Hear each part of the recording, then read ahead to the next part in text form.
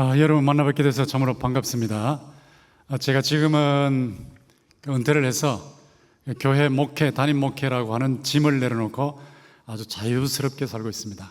이 자유라는 것이 무엇인지 최근에 아주 만끽을 하는데, 집사람과 함께 재래시장 가서 그 냄새나는 생선 가게도 지나가고, 또 집사람이 사주는 물건 전부 다 제가 손에 들고 어깨에 메고, 어떤 경우에는 그 튀긴 과자 같은 거 막 이만큼 튀어나오는 건데 조그만 가방에 집어넣으면 들어가지도 않아요.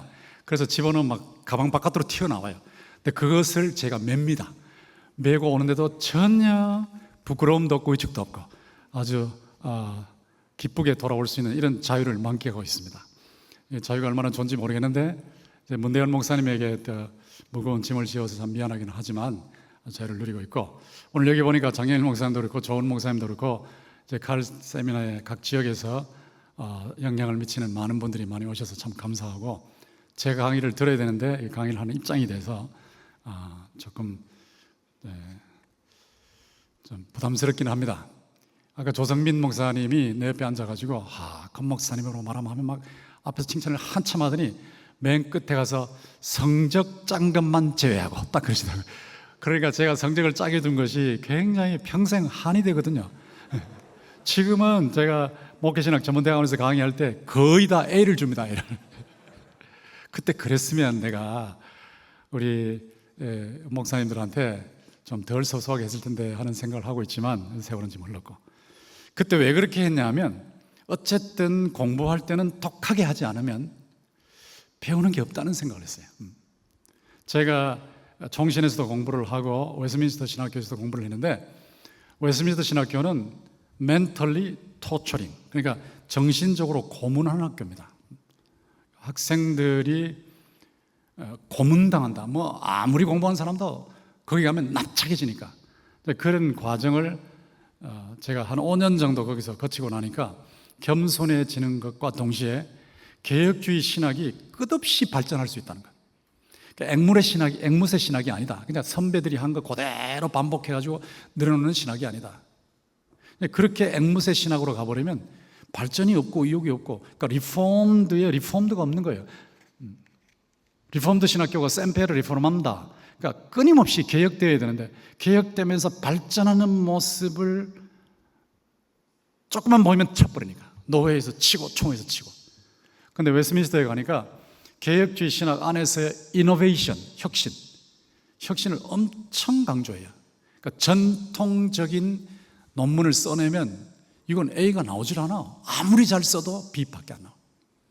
근데 지금까지 누구도 말하지 않았고 지적하지 않았으나 내가 깨달아서 논리적으로 증명해서 내놓은 것이 있으면 그때 A가 나오거든요. 그러다 보니까 자기 발전을 위해서 셀프 스트레칭, 자기 확장. 사람이 그런 환경 속에 들어가면 자기의 역량을 최대한 개발할 수 있습니다. 제가 우리 부목회자들 한 40여 명 훈련을 시키는데, 총신에서는 예전에 학생들이 1년에 800명씩 들어왔으니까 제가 개별 접촉을 못했어요. 근데 지금 여기에서 한 20여 년 하면서는 개별 접촉을 다 하거든요.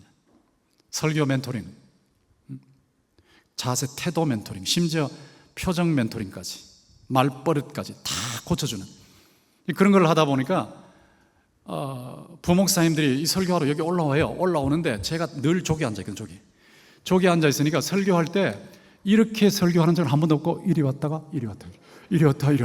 그러니까 저를 쳐다보지 않고 설교하는 거예요. 그래서 그렇게 부담스러운 존재인가, 내가 밤에 악몽으로 튀어나올 존재인가 그런 생각을 하는데, 그렇게 훈련을 시키다 보니까 부교육자들이 막 엄청 뛰는 거예요. 엄청 발전 속도가 엄청 빨라요. 제가 봐도 놀랄 정도예요. 그래서 목회도 그렇고 교육도 그렇고, 교회, 학교 교육도 그렇고, 결국은 자극을 줘서 깨워야 된다. 그것이 없으면 발전이 없다. 편안하면 발전이 없다. 이게 제 사상입니다.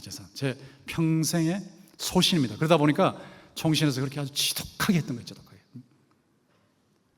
여러분, 오늘 제자훈련과 목회 설교 이렇게 나와 있는데, 앞에 딱 보시면 아시지만 이 제자 훈련을 얘기할 때 훈련이라는 게 뭔가를 개념을 못 잡으시는 것 같아요. 양육, 교육, 훈련 이렇게 제가 구분을 해놨는데 하나님은 우주 만물을 창조하셨습니다. 자연계, 일반은 총 3개하고 특별은 총, 구원은 총의 3개 다 창조하셨어요. 이 세상의 모든 만물 한번 관찰해 보세요. 모든 만물이 유사성이 있습니다. 유사성. 유비가 있습니다. 유비, 어넬로지. 그 유비를 잡아내는 것이 하나님의 피조물로서 이노베이션을 다른 말로 하면 크리에이션이 되겠죠. 창조, 창의성. 창의성은요, 유비성을 찾는 데서 오는 거예요. 유비성을 찾는 거. 비슷한 데서 찾아내면 창조적인 사고방식을 할 수 있고 또 그것을 드러내면 사람들이 자극을 받고 발전이 되는 겁니다. 자, 이거 한번 놓고 보세요. 사람이 아이가 태어나는 장면을 생각해봐요. 아이가 태어나는 장면. 자, 아이가 육적으로 태어나서 자라는 것과 교회에서 교인이 영적으로서 태어나서 자라는 것을 유비시켜보라고요. 어넬로지, 유비시켜보라고. 아이가 출생하죠. 출생해서 그냥 엄마 등에 엎여서 혹은 안겨서 이렇게 그냥 보고 듣고 맛보고 이거예요. 보고 듣고 맛보고 만지고 이겁니다. 그러면서 배우는 거예요. 그게 양육입니다. 양육. 교회 안에 처음에 교인들이 들어오면 그냥 보는 거예요. 이렇게 지금 보는 거예요. 교회 어떻게 돌아가는지, 목사님 설교는 어떻게 하시고 분위기는 어떻고 단어는 어떻고 이렇게 보는 겁니다. 그게 양육입니다. 양육. 이 보는 과정, 이 보는 과정에서 교인들이 서로 사귀거든요. 제가 보니까 동신교회 초기에는 제가 맨 처음에 딱 오니까 옆에 아주 큰 교회에서 60명이 동시에 이동하겠다고 그러더라고요. 그동안에 몇 달 헌금까지, 예배까지 드리고 헌금까지 모아놨는데 그거 들고 오겠다 그래서 제가 거절했어요. 오지 마시라고. 제가 목회윤리 파괴하러 온 사람 아니라고. 금요기도회 때도 여기 다른 교회 교인들 상당히 많이 오지만 끝날 때는 항상 본교회로 돌아가시라고. 본교회 돌아가셔서 충실하게 정성스럽게 봉사하시라고 그렇게 말씀을 드리곤 하거든요. 그러니까 그렇게 하는데 보니까 교인들이 와서 2년을 버티느냐, 이게 이제 관건이에요. 2년. 세 가족 1년에 1,500명씩 옵니다. 1,500명씩. 만약 그 사람들 다 남아있으면 동시교회 막 폭발했겠죠. 근데 1,500명 정도씩 오는데 2년이 주기야. 2년 동안 목사님 설교가 아무리 좋아도 교인들 중에 친구가 없으면 떨어져 나가요. 사귐. 굉장히 중요한 부분이에요. 양육 기간에 교인들에게 사귀어야 된다. 친구가 있어야 된다. 같이 모여가지고 여전도회를 하는데 어떤 집사님 보고 집사님 빵 한번 들어보세요 이러는 거예요. 똑같은 빵을 나누는데도 그거 아무것도 아니에요. 요만한 빵 한 조각인데 집사님 하면서 빵 한 조각 나누는데 처음 오신 분에 대해서는 눈길도 안 줘버려요. 눈길. 집사님 하고 부르는 것도 아니고 이름도 부르는 것도 아니고 눈길도 안 줘. 그러면 그 사람은 떨어져 나갑니다. 그럼 100% 떨어져 나갑니다. 100%. 그러니까 양육이라는 이 과정에서 놓치면 안 된다는 거예요. 교회에 새 사람들이 오거든요. 그러니까 사귀는 과정, 코이노니아, 사귀는 과정에서 좀 붙잡아 줘야 된다 하는 이런 생각을 제가 많이 하는 거고, 그 다음에 아이가 그렇게 해가지고 초등학교, 유치원부터 들어가면 대학원까지 교육을 받죠. 이게 교육입니다. 교육. 공식적인 교육. 교회 안에 교육이 있거든요. 양육이 있고 교육이 있고. 그리고 대학이나 대학원 졸업하고 일하러 나가기 전에 실습이 있습니다. 실습이 무엇입니까? 한 사람이 하고 있는 것을 확인하는 거예요. 훈련은 확인이에요. 이 확인에 실패하면 목회 실패입니다. 확인하셔야 됩니다. 반드시 1:1 확인, 아니면 1:7 확인. 1:7을 확인해도 한 사람씩 확인이 돼야 돼요.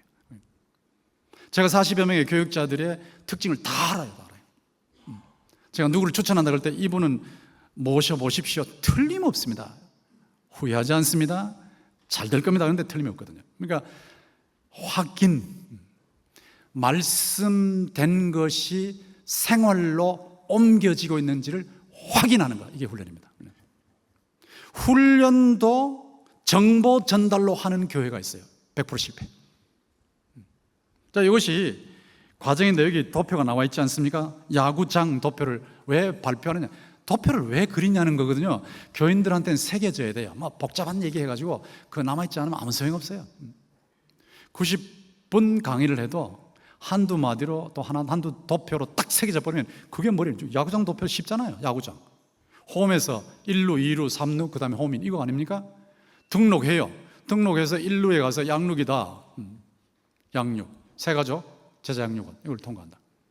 제자양육원도 뭐 확신반 이렇게 이제 운영하는데 뭐 이러면 어쨌든 아무 상관이 없고 양육, 세가족을 한 10주 정도 이렇게 해서 바로 교회에 그냥 내버려 두면요, 이분들이 교회 돌아가는 거 잘 몰라요.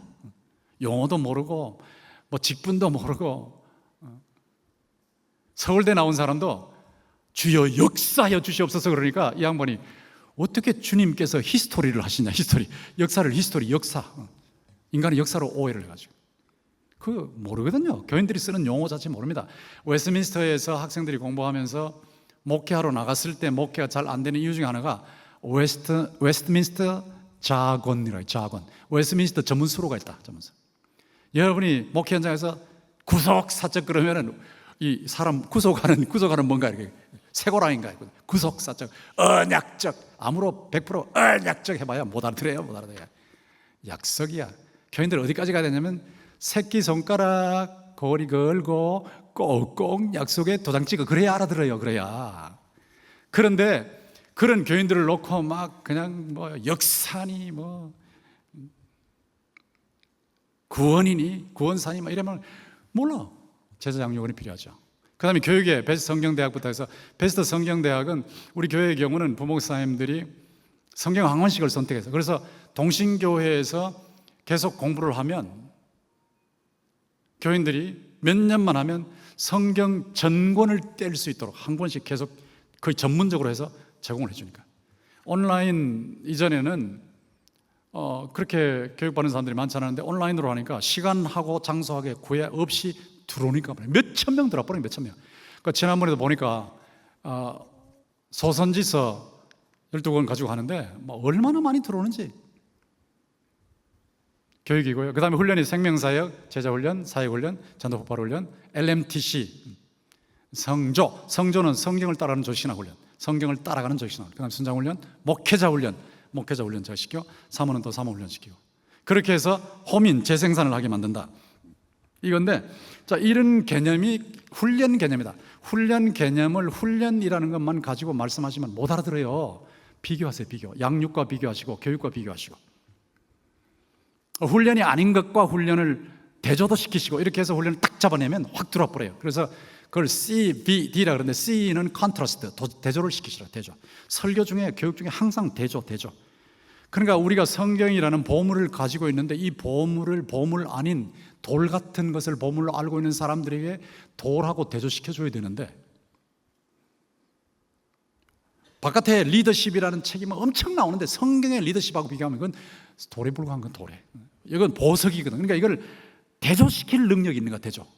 대조시킬 능력이 있냐. 대조시킬 능력만 있으면 성경의 것이 너무나 값지다는 것을 알게 되는 겁니다. 그래서 그런데 훈련을 제가 여기서는 대조가 아니고 비교로 해서 교육과 양육과 비교해서 설명을 한 것입니다. 이게 variation, 다양성 속에서 설명하는 건데, 자, 이렇게 해서 들어가 보는데 한국 목회를 놓고 보면 한국 목회의 올드 패러다임이 있거든. 잘 아시죠? 설교와 신방이고요, 목회자 중심이고 평신도는 구경꾼이고, 그러니까 목회자를 평가하는 요게 이제 올드 패러다임.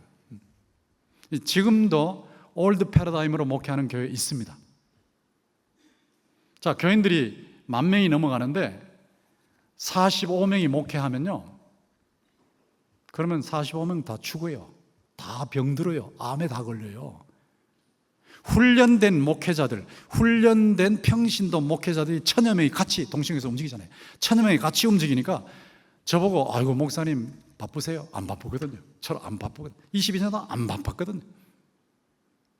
제가 설교, 기도, 목회 방향 이게 전부니까. 그리고는 팀 미니스트리 속에 다 들어가 버리니까. 제가 그분들을 조금만 이렇게 건드려 놓기만 확 움직여 버리니까. 자, 이건데 올드 패러다임이 이제 뉴 패러다임으로 넘어간 건데, 이 뉴 패러다임으로 넘어가는 과정을 제가 보니까 교육 목회가 있더라고요. 교육 목회. 총신에서도 교육 목회. 제가 학생 시절에 계속 누가 부르시더라고요. 그래서 저게 뭐야 했더니 가르치는 목회를 해라. 가르치는 목회. 설교 끝나고 나서, 예배 끝나고 나서 나갈 때 누가 직구진 기자가 뒤에서 물어보면 조금 전에 들었던 내용이 뭐예요? 그러면 95%가 머리를 긁으면서 기억을 못한다는 거예요. 머리 긁으면서 기억 못하는 설교를 수십 년 하는 거예요. 수십 년. 그러니 교인들이 변하겠습니까?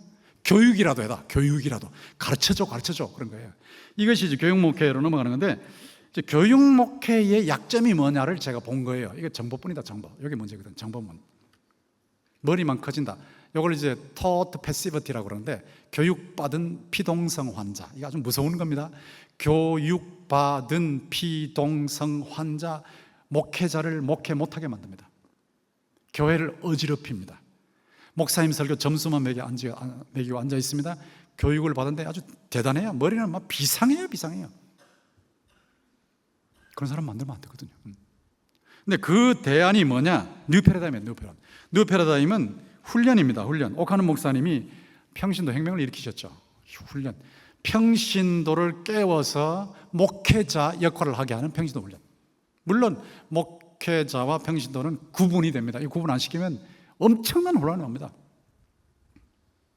목회자는 에베소 4장 11절 이하에 보시면 어떤 사람이에요. 전체가 아니에요. 평신도 훈련 받으면 전체가 다 아니노노. 어떤 사람을 목사 겸 교사로 만들었어요. 은사를 주셨어요. 목사 겸 목사의 은사가 있습니다. 하나님께서 주셔서 세우신 은사가 있기 때문에 이거 놓치면 교회 혼란이 옵니다. 혼란. 제자 훈련하는 교회 중에서 혼란이 오는 교회가 이것이 원인이에요. 제가 이 부분을 상당히 신경을 많이 쓰는데, 계시록 1장 20절에 보면 목회자는 교회의 대표로서 주님의 오른손에 붙잡힌 별입니다. 평신도 아닙니다. 평신도 아니에요. 에베소 교회의 사자 앙겔로스 메신저에게 말씀하신 거예요. 대표한 사람에게 말하는 거예요. 대표한 사람에게 말씀하신 거예요.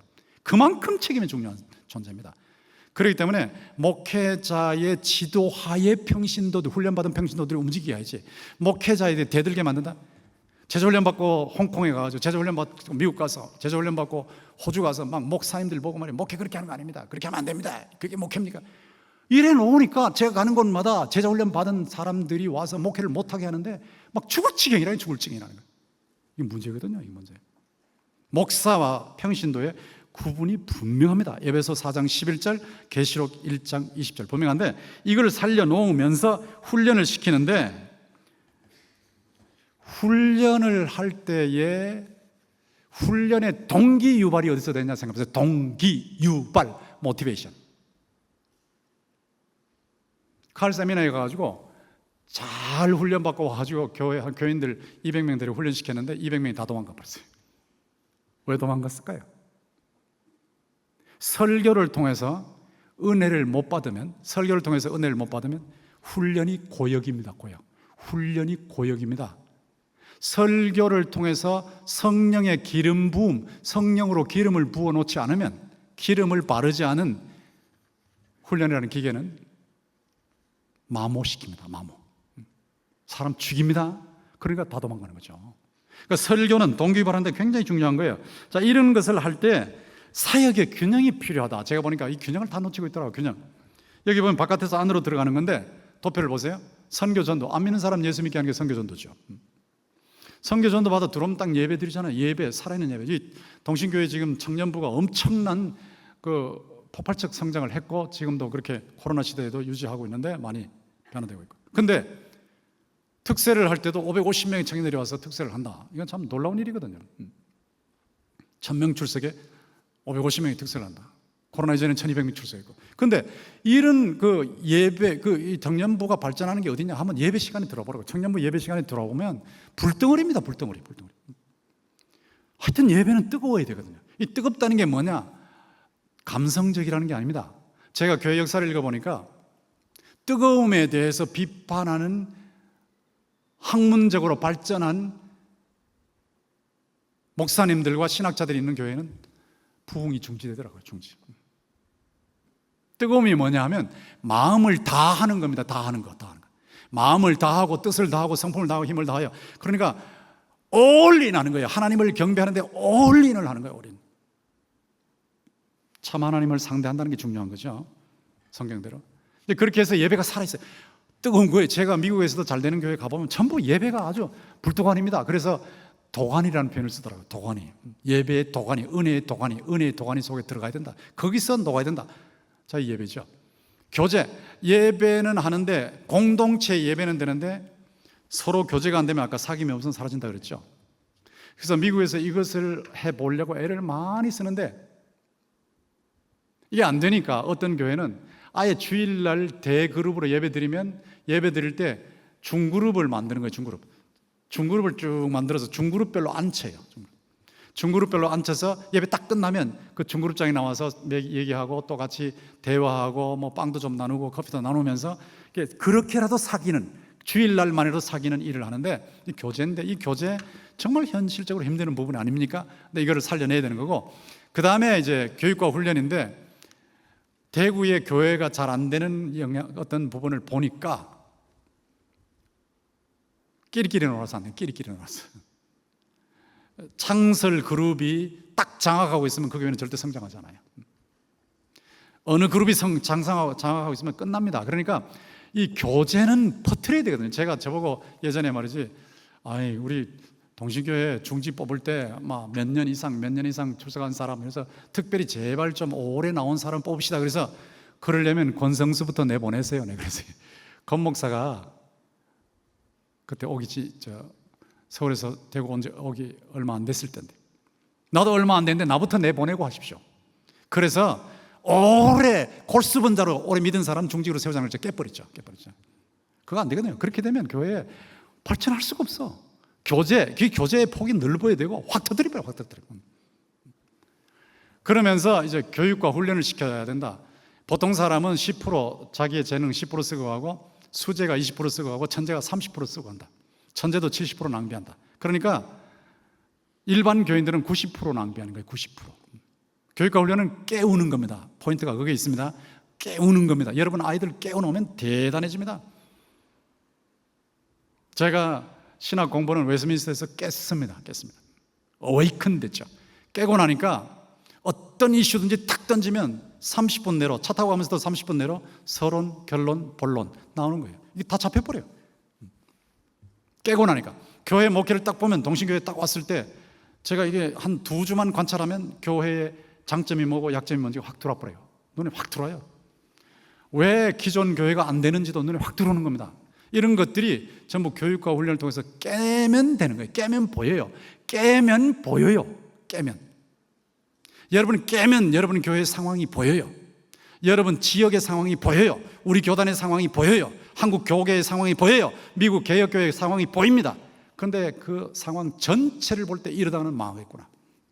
요즘 제가 전국교회 돌아다니면서 이러다는 정말 한국교회 이거 무너지는 거 얼마 남았네, 이런 느낌이 들 때가 많기 때문에 정말 울부짖듯이 막 불을 툭 하듯이 외치는 거거든요.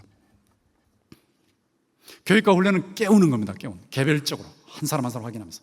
그러면 그 후에는 봉사와 사역하는 거죠. 목회 봉사도 같이 하는 거죠. 사회 봉사도 같이 하는 거죠. 자, 이런 건데 이것을 해나갈 때 여러분이 생명사역을 제가 강조하고 있는데, 생명사역. 이 생명사역이 왜 생명사역이 이렇게 중요하냐? 제가 동기한테 그랬거든요. 총회장 동기한테 나 생명사역 해 그랬더니 뭐 니만 하냐? 나도 한다. 다 생명사역 하지. 생명사역 안 하는 사람 어디 있어? 이래버리더라고요. 맞아요. 다 생명사역이에요.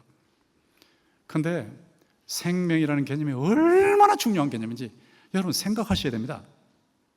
제가 지금 돌아다니면서 교회를 보면서 또 인터넷에서 설교 들으면서 교수님들의 강의를 들으면서 웨스민스터에서 강의를 듣고 하고 하면서 탄식하는 중요한 요소가 여기 있습니다.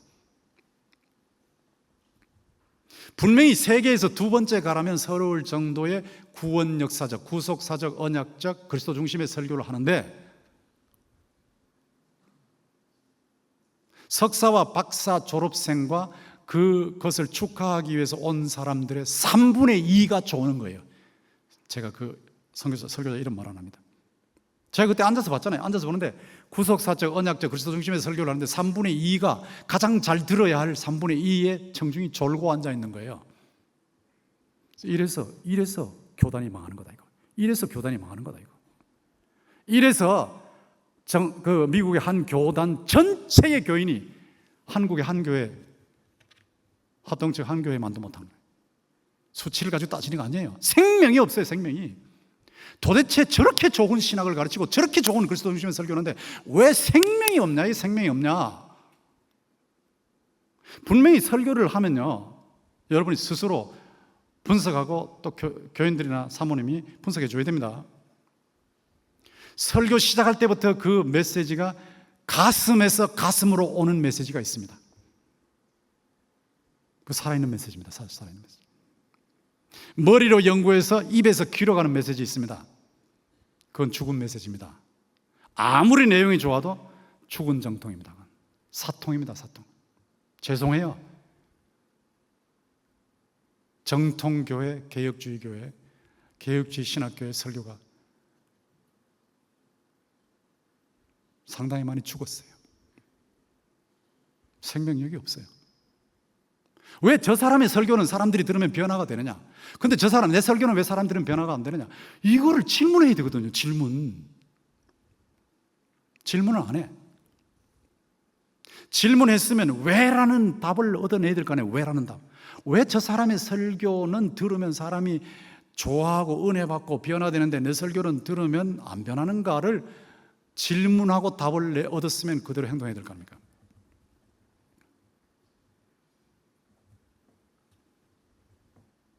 고린도전서 4장 20절 제가 늘 생각하고 있는데, 고린도전서 4장 20절에 보면 하나님의 나라는 말에 있지 않고 생명이 있다, 능력이 있다 그랬거든요. 하나님의 나라는 말에 있지 아니하고 능력이 있습니다. 능력. 바울 사도의 기준. 누가 설교 잘한다 그러면 설교 말 잘하냐 그거 보려고 하지 않는다. 얼마나 능력이 나타나냐. 그 능력은 성령의 능력이에요. 그 능력은 예수의 생명, 십자가의 복음과 부활의 복음을 전달해서 예수의 생명을 약동하게 만들고 예수의 생명을 흘러가게 만드는 능력입니다. 그 능력이 있는가 살펴보려고 한다. 제가 후임을 뽑기 위해서 제일 설교 잘한다는 분을 모셔다 놓고 미국에서 2번 들었어요. 40분 설교 2번. 설교 잘하기로 유명한 사람이라 그래요. 듣는데 5분, 설교 40분인데 5분 만에 오겠나, 10분 만에 오겠나, 15분 만에 안 와요. 40분이 지났는데도 안 오더라고요.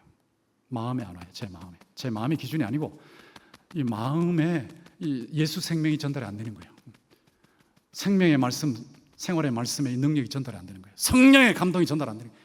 그래서 안타깝구나. 다음번에 한번 보자. 2번 세웠거든. 40분 설교에 한 번도 안 와요. 그래서 제가 포기했습니다.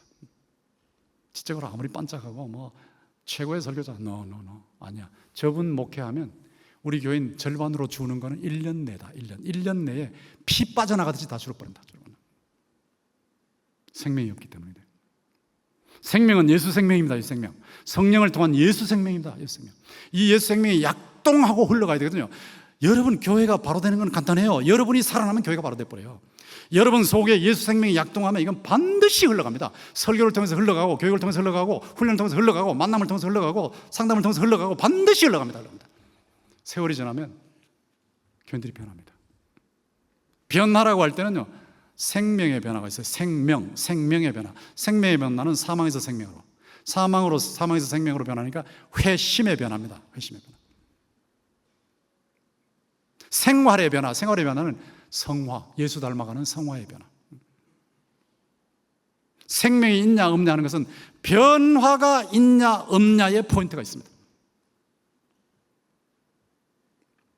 여러분의 설교를 듣고 안 믿는 사람이 순간적으로 생명의 변화를 일으켜서 예수를 믿는가? 체킹해 보세요. 여러분의 설교를 듣고 예수 닮는 이 성화의 변화가 일어나는 거 체킹해 보세요.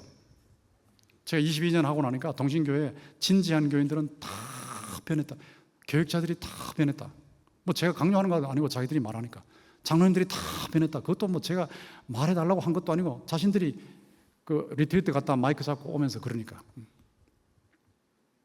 제가 몇 사람만 예만 들었더니 목사님 왜 몇 사람 예만 듭니까? 우리 하루 종일 변화의 간증을 하게 합시다. 이렇게 나올 정도. 변화거든요.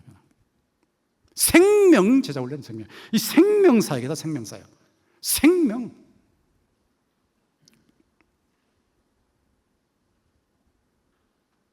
술수 아닙니다. 술수.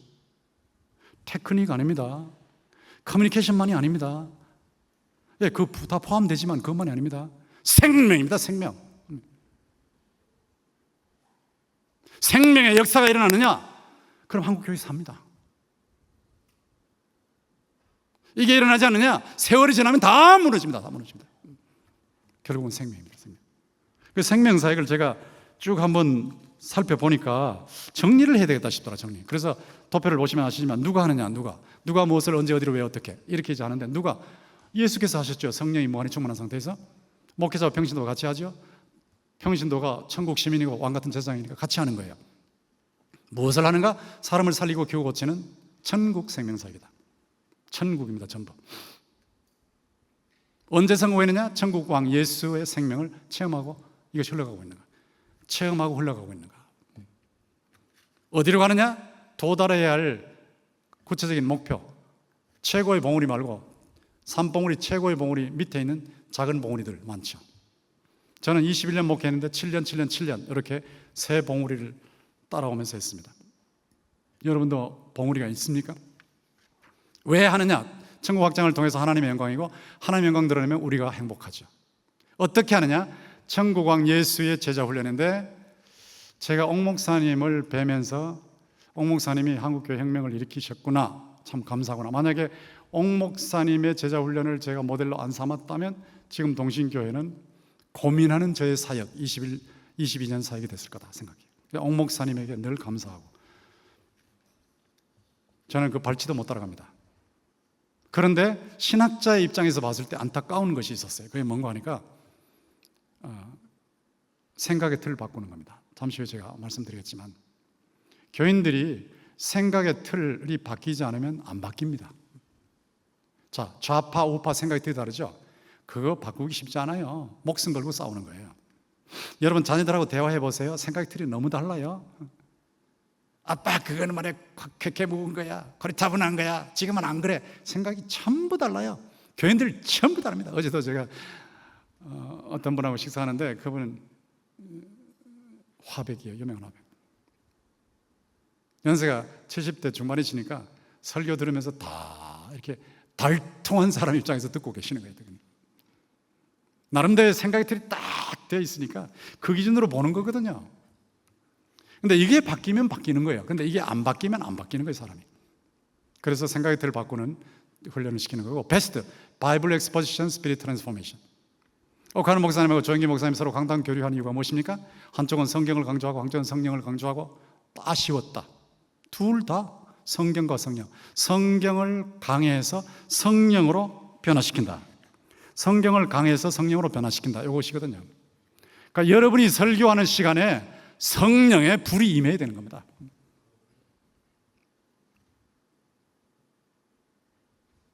성령의 불이 떨어져야 돼요, 설교 시간에. 절대로 이거 웅변이 아닙니다. 절대 웅변이 아닙니다.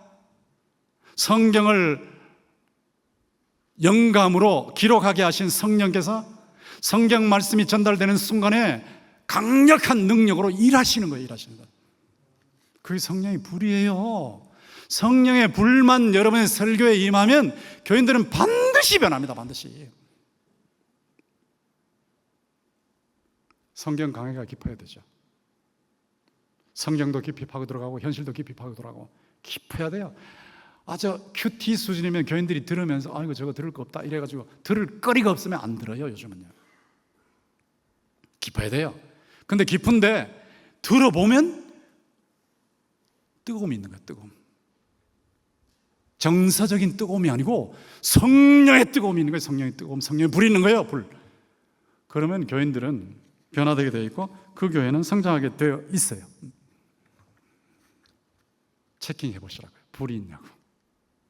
여러분 설교에 불이 있습니까?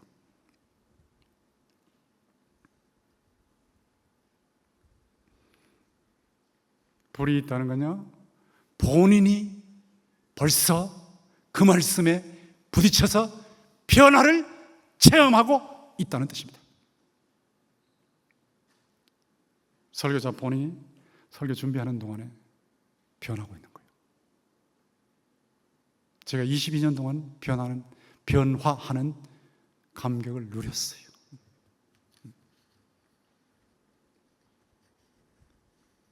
설교자 자신에게 변화가 있고 성령, 예수의 생명이 성령을 통해서 체험이 되면요, 반드시 전달됩니다. 이건 말더듬이 해도 전달됩니다. 좀 불편하긴 하겠지만. 이것이 천국의 생명사역인데요, 전통적인 제자훈련과 제가 비교를 해드리겠는데요, 목사님 하시는 게 전통적인 것과 어떻게 다릅니까? 이렇게 자꾸 질문하는데, 이거는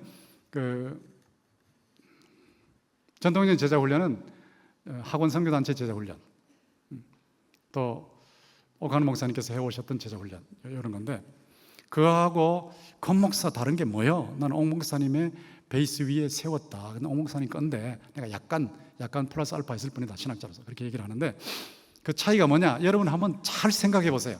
오카노 목사님의 칼 세미나에 다녀오셨으면 첫째 시간에 옥 목사님의 광인론에 녹았을 겁니다. 저도 광인론에 녹았습니다.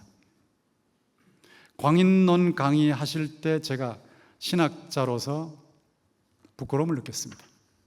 내가 신학을 강의할 때 저렇게 깊게 강의했는가? 아니야. 저렇게 현실적으로 뚫고 드는 강의를 했냐? 아니야. 내가 성경적으로 저렇게 깊이 보았냐? 아니야. 부끄럽더라고요. 광인론이 뭔지 생각해보세요. 광인론은 미쳐야 된다는 거죠. 예수에 미쳐야 된다. 예수에 미쳐야 된다. 손양원 목사님이 예수에게 미친 자가 되자. 똑같은 거죠. 광인론, 미쳐야 된다. 뭐에 미쳐야 되냐? 한 사람을 예수의 제자로 만드는 데 미쳐야 된다. 이 광인론입니다. 광인론. 이 광인론인데, 이 광인론을 제가 가만히 보니까 이건 과정입니다. 과정. 생각해보세요. 일하는 과정에 미쳐라. 이거로 과정이에요. 과정. 오정현 목사님이 온전론을 부르짖습니다. 온전론. 에베소 4장 11절부터 16절까지 온전하게 하라며. 온전론. 자, 온전론은 조금만 생각해 보세요. 그건 목표입니다. 목표죠. 포인트가, 시각이 어딘지를 보세요. 과정이냐 목표냐 이렇게 보시라고요. 근데 제가 하고 있는 거는 생명사역은 태도론입니다. 태도론. 마음입니다. 마음에서 출발하자. 동기입니다. 동기. 세 개가 다 상호 보완적이죠. 마음에서 출발해서 미친 듯이 하는데 반드시 예수님을 닮게 하고 예수 닮은 공동체 만들어내야 된다. 이거예요, 이거. 자, 이건데 이걸 놓고 제가 안타까워하는 부분이 뭐냐 하면, 왜 제자 훈련 받은 사람들이 다른 교회 목사님들을 어렵게 하는가? 제가 종신에서 목회신학 전문대학원을 할 때 제자 훈련 얘기만 하면 거기 목사님들이 화가 나가지고 막 견디지를 못해요. 막 끓는 분노를 견디지를 못해요. 이 속에 구멍만 뚫으면 화산이 되겠더라고, 화산이. 아이고, 왜 저렇게 분노할까? 그래서 물었어요. 왜 그러냐? 왜 그렇게 화가 나냐? 그랬더니 그 제자 훈련 받은 어느 교회 권사님이 우리 아파트에 같이 살고 있는데 나를 목사 취급 안 한다고. 나를 목사 취급을 안 한다고. 사람 취급을 안 해. 사람 취급을. 그러니까 막 분노야, 분노. 홍콩도 갔더니 난 한 분의 목사님만 그런 줄 알았더니 몇 분의 목사님들이 막 견디지를 못하더라고요. 목사님, 어느 교회에서 훈련받은 그분이 와서요, 저한테 목사님 목회 그렇게 하는 거 아닙니다. 옥하는 목사님 그렇게 안 했습니다. 이렇게 해야 됩니다 하고 하는데, 아이고, 못 견디겠대. 그래서 막 마찰을 일으키다 그분이 딴 교회 가서 또 그러고. 그러니까 유명해요, 그 주변 교회에. 이럴 수가 있는가? 저한테까지 그랬으니까. 제가 인도네시아에 가서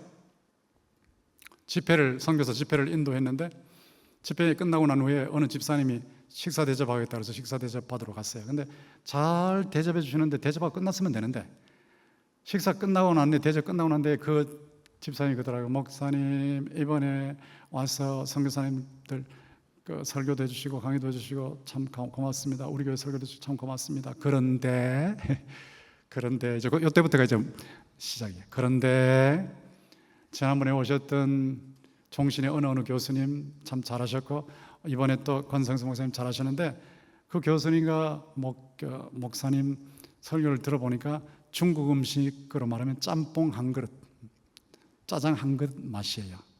그런데 우리 교회 옥하는 목사님으로 말하면 중국 음식 풀코스입니다. 딱 그런 거예요. 여러분 기분 안 나쁜가 봐요. 안 겪어봤어요. 나는 막 미치겠더라고. 토할 것 같아요. 토할 것 같아요. 내가 이 사람 대접하는 거 왜 먹었냐? 왜 먹었냐? 얘가 이 얘기를 옥 목사님 앞에서 했다고. 옥 목사님 앞에서 20주년 기념 강좌에서 칼세미나에서 옥 목사님이 맞다고 그러시더라고요. 여러분 이거 보통 질문 아닙니다. 이거요. 정말 무시무시한 질문이 이 질문입니다. 왜 제자 훈련을 말하면 교육자들이 분노하는가?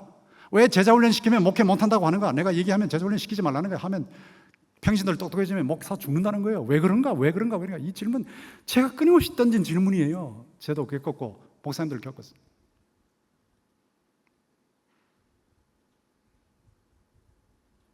동신교회 와서까지 그러는 거예요. 동신교회 와서까지. 옥 목사님이 그러더라고요. 내가 목사님 제가 제자 훈련을 해야 되는데 그랬더니 그러면 한 사람 데리고 와라. 데리고 왔잖아요. 거기서 여기 데리고 왔잖아요.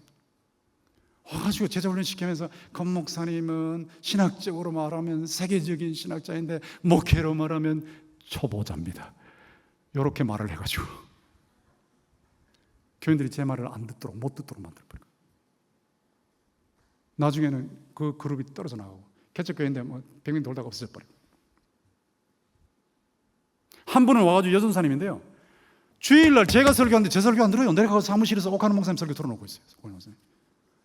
기가 막히는 거야. 그리고 장로님들하고 막 싸우는 거예요. 제가 직접 겪었다니까, 직접. 왜 예수의 제자 훈련을 시키는데 이런 문제가 발생하냐는 거예요. 이런 문제가. 이게 점점 확대되면 어디까지 가는지 여러분 다 아시죠? 어떤 문제가 일어나는지 다 아시지 않습니까?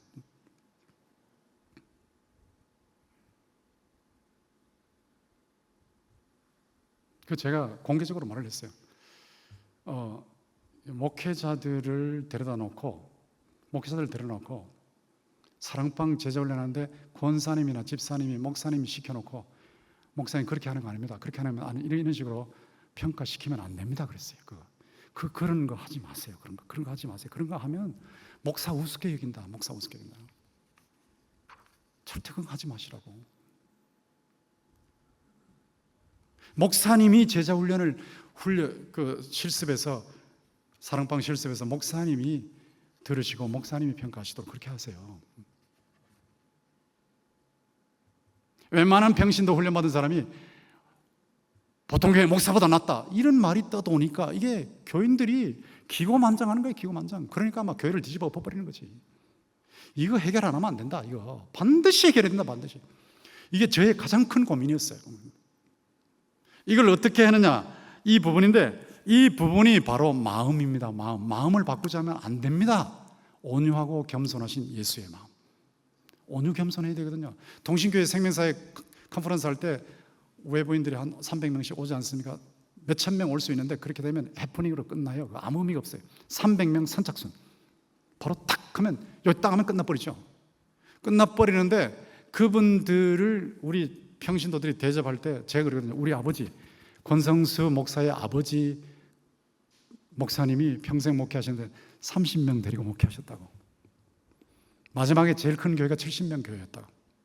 근데 천국 가면 권성수보다 우리 아버님이 더 큰 상을 받으신다고. 나는 아버님 밟지 못 따라간다. 목숨 내놓고 순교자적으로 교회를 섬기신 분이다. 난 못 따라가. 새벽 3시 반만 되면 일어나셔서 교회 가셔서 아침 될 때까지 기도하고 오신 분이 난 못 따라가. 6.25 사변 때 국회에 대해서 빠뜨라총 하면 그게 이제 우상숭배라 해서 거절하다가 장교한테 사살당할 뻔하셨던 분이야. 난 그게 옳고 그러고가 문제가 아니고 목숨 내놓으신 분이니까 나 그분 못 따라가. 그러니까 작은교회 목사님 오셔도 VVIP로 대해드려라. VVIP. 그러니까 목사님들이 오시면 만족스럽게 대우를 받고 대접을 받으시죠. 마음입니다. 마음. 온유하고 겸손한 마음. 제가 여기서 은퇴하면서 그랬거든요. 4월 29일 은퇴하면서 여러분 제가 딱 2가지만 부탁할게요. 구관이 명관이라는 말이 나오면 입을 꼬매세요. 이거 부탁했어요. 문 목사님이 일 잘하시도록 구관이 명관이라는 말이 나오면 입을 꼬매세요. 그리고 제가 오랜만에 한 번씩 나타날 때마다 목사님 많이 늙으셨네요. 이 말 하지 말라고. 올 때마다 많이 늙으셨네. 이래 버리면 내가 기분 나빠서 오기 싫다. 그러니까 말하지 마라. 근데 장영일 목사님 여기서 금요 순장 훈련 시키시면서 비슷한 말씀을 하시더라고요. 저도 재밌게 웃었는데, 마음이에요, 마음. 마음이 바로 잡혀야 된다. 마음. 온유 겸손해야 된다. 섬겨라. 노숙자 볼 때 하나님의 망가진 형상으로 보고 섬겨라. 초등학교 못 나오는 교인이라도 귀하게 여기고 섬겨라. 온유 겸손, 온유 겸손, 온유 겸손. 예수님의 제자 훈련 마태복음 11장 28절부터 30절, 그거예요. 나는 마음이 온유하고 겸손하니가 맨 처음에 나옵니다. 나는 마음이 온유하고 겸손하니. 그 다음에 내 멍에를 메고 내게 배우라. 마음이 온유하고 겸손하다. 그러면 내 마음이 힘을 얻으리라 그랬죠. 마음이 힘을 얻는다. 제자 훈련을 하면요, 마음이 변하는 거예요. 마음이. 생명 제자 훈련의 특징입니다. 마음이 변해요. 마음이. 온유하고 겸손하신 예수님을 닮아가면서 젖된 아이의 마음으로 바뀌어요. 흡족해요. 흡족해. 남을 대접할 줄 알아요. 자, 이거를 하는데, 이거를 하려면 제가 그래서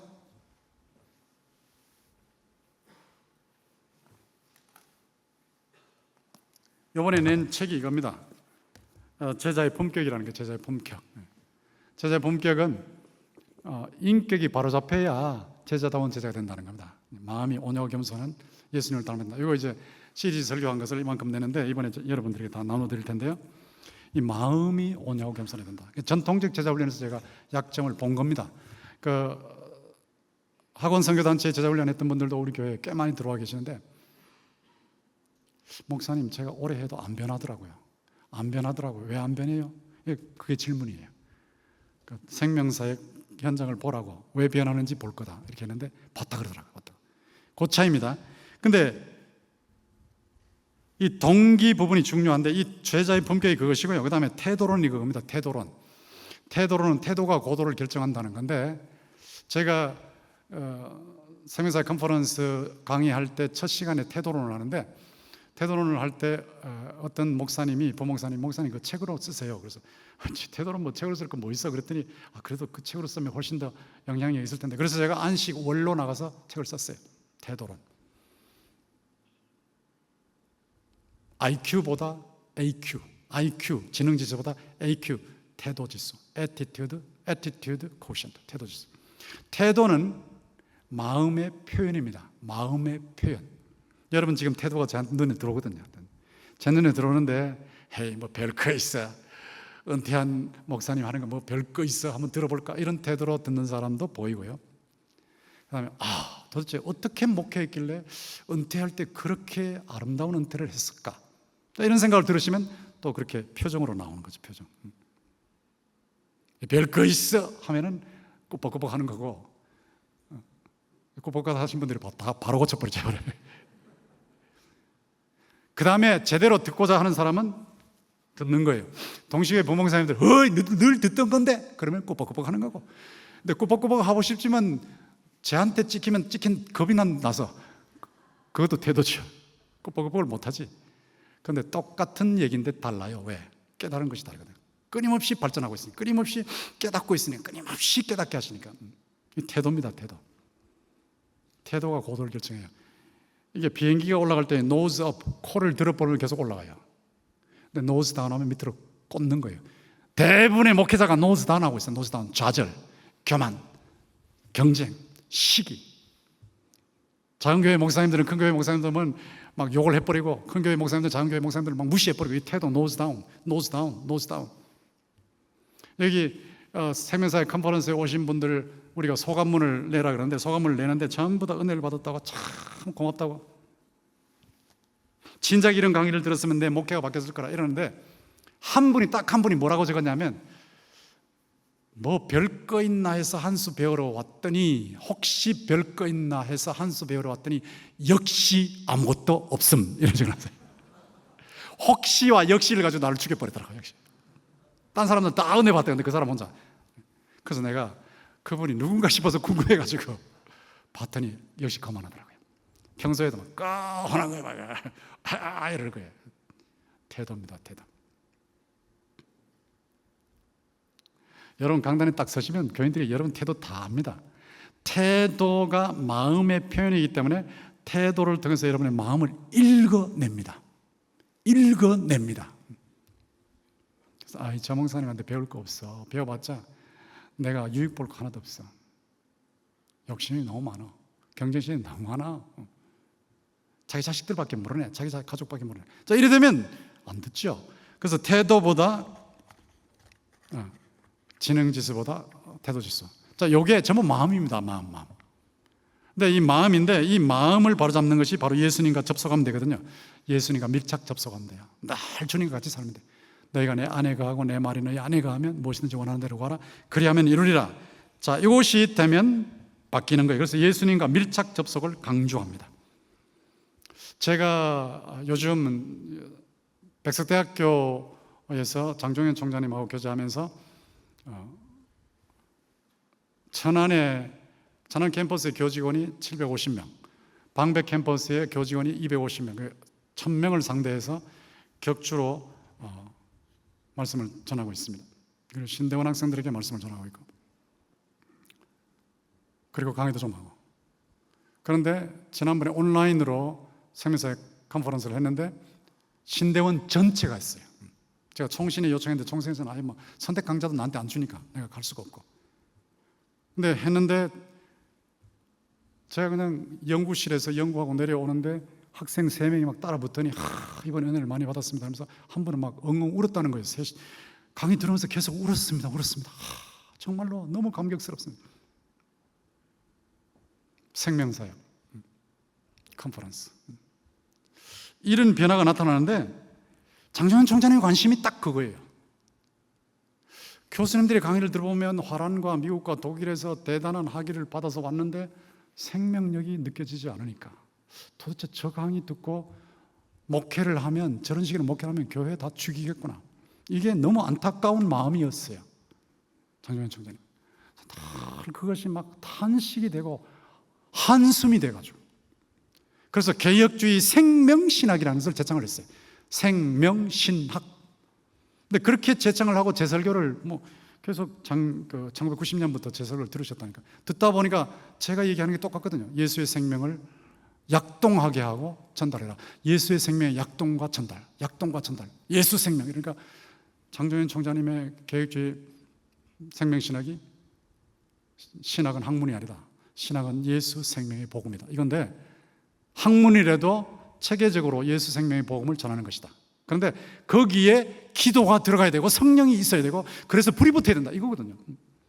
저하고 똑같은 거 관심사. 그러다 보니까 저보고 목사님 오셔서 우리 학교 전체 좀 그렇게 인도해 주세요. 교단 전체를 좀 그렇게 인도해 주세요. 제가 그런 힘이 없지만 협력하겠습니다 하고 있는데, 이게 바로 생명신학이라는 거예요. 자, 이런 면에서 제가 전통적 제자훈련과 비교하는 겁니다. 그리고 전통적 제자훈련을 보니까 프레임이 좀 예수님처럼 천국 프레임이 되면 좋겠는데 천국 프레임이 잘 안 들어오셨던 것 같아요. 천국 프레임. 그러니까 구약에는 예언, 신약에는 성취, 그 다음에 나중에 완성. 이렇게 already, not yet 잘 아시는데 이미와 아직, 이 관계 속에 들어있는 이것인데, 이것을 전체적으로 봐야 되고 생각의 틀을 바꾸어주는 작업을 해야 되는데, 이 작업을 제자훈련 때 안 하시는 것 같았어요. 예수님을 보십시오. 제자훈련을 보시면 예수님이 마태복음 5장에서 7장에 벌써 산상보훈 하시죠. 산상보훈은 윤리입니다. 윤리. 기독교 윤리입니다. 기독교 윤리. 조직신학이죠. 기독교 윤리입니다. 성경에 근거한 조직신학이죠. 체계신학이죠. 10장에 선교훈화가 나와 있습니다. 선교훈화. 얼마나 체계적입니까? 13장에 천국 비유가 나와 있습니다. 천국 전체를 설명하는 거예요. 비유 7가지로. 18장에 공동체 훈화가 나와 있어요. 교회론이에요. 교회론. 공동체 훈화가 나와 있어요. 24장과 25장에 종말 훈화가 나와 있어요. 종말론이에요. 그러니까 조직 신학 전체가 예수님의 제자훈련 속에 다 들어있었어요. 다 들어있어요. 그래서 제가 생명사역 제자훈련, 생명사역 사역훈련 할 때 이걸 집어넣은 겁니다. 전체 조직 신학이 다 들어가 있습니다. 여기도 들어와 있지만은 배준현 목사님 여기에 부목사로 계시다가 지금 성명교회에서 교회가 확 불같이 살아나고 있죠. 근데 생명사역 제자훈련, 사역훈련 집회를 내가 부탁을 하면서 내 책이 나와 있으니까 이거 질문화해서 정리를 해봐라.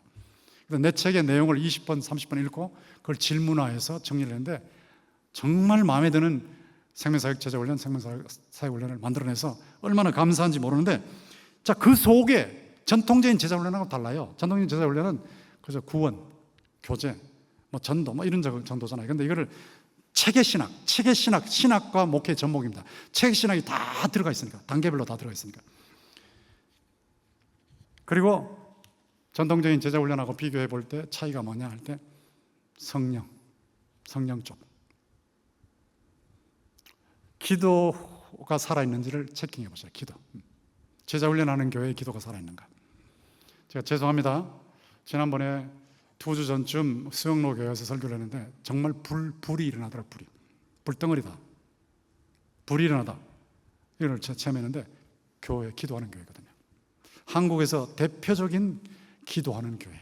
동신교회도 기도 많이 하지만 수영로 교회 수준은 아닙니다. 깜짝 놀랐어요. 이야, 이럴 수가 있는가. 교인들이 이럴 수가 있는가. 그러니까 서울에 이런 교회가 없을까? 뭐 김은호 목사님 교회하고 왕성교회 정도 좀 그렇게 좀 따라가는 것 같은 느낌이 드는데, 서울에서 교회할 때, 금요 기도회 때 교인들이 와서 한 2시간 반 만에 살아날 수 있도록 만드는 이런 교회를 못 만들까? 안타까움이 참 많아요. 제가 내년에 방배 백석대학교회 목사님이 안식년으로 나가기 때문에 제가 1년을 섬기게 되는데, 금요 기도회를 그렇게 한번 해볼까 하는 생각을 가지고 있습니다. 불을 붙일까 하는 생각을 하는데, 이것이 좀 다른 점이죠. 성령론 강화, 그 다음에 악령론도 동시에, 이렇게 해서 전통적인 제자훈련과 다른, 그러나 거기에 기초하고 있는 생명사역 제자훈련을 하고 있습니다. 감사합니다. 다음 시간 뵙겠습니다.